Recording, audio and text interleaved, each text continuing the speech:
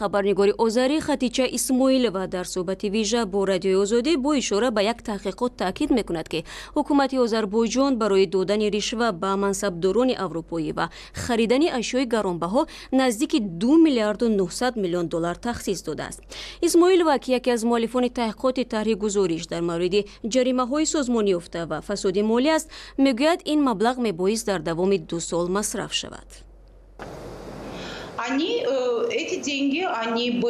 ин маблағҳоро дар суратҳисоб нигоҳ надошта дарҳол ба ягон су интиқол медоданд. қисмати аз он пулҳо ба ҷайби сиёсатмадорони аврупоӣ ва рӯзноманигорон рафт. бахши дигар пулшӯӣ шуда ба ширкатҳои офшорие ки ба хонаводаҳои сарватмандон дахл доранд интиқол ёфтанд. як миқдори дигар барои харидории ашёи гаронбаҳо сарф шуд.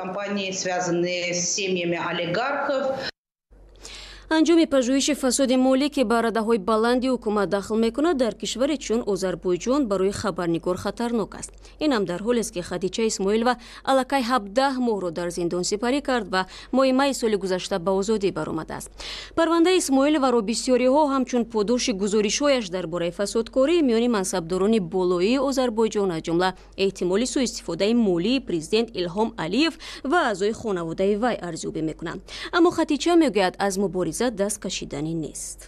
Во-первых, это нужно делать, потому что это правильно. Якум ин ки бояд ба таҳқиқот идома дод ва ин дуруст аст. Ҳақиқатгӯӣ ва таҳқиқи ҷиноят амали дуруст аст ва бояд онро анҷом дод. дигар ин ки ман ба натиҷа бовар дорам. Ман яке аз муҳаққиқон дар робита ба маблағҳои мисрӣ будам ва медонам ки натиҷаҳои мушаххас ба даст омад. бахше аз ин маблағҳо ба буҷаи Миср бозгардонида шуд. Ман итминон дорам ки дар Озарбойҷон ҳам айни ҳамин кор мешавад. чуноне ки масалан ҳоло дар Ӯзбекистон ба амал омад ва хонаводаи Каримов ба эҳтимоли бештар маҷбур мешавад ки маблағҳоро баргардонад. масъала танҳо сари ин нест. гап сари ин ки фасод дар Озарбойҷон сироятӣ шудааст ва он созмонҳои байналмилалиро сироятзада кард. аз ин хотир муваффақияти таҳқиқот хеле барвақттар аз он ки дар Мисру Ӯзбекистон буд эҳсос хоҳад шуд. ман умедворам ки созмонҳои байналмилалӣ ба меъёрҳои худ содиқ мемонанд ва таҳқиқотро дар нисбати сиёсатмадороне ки бо роҳи мошини пулшӯӣ аз ҳукумати Озарбойҷон маблағ дарёфт мекарданд оғоз менамоянд. Гораздо раньше, чем это произошло с Египтом или Узбекистаном.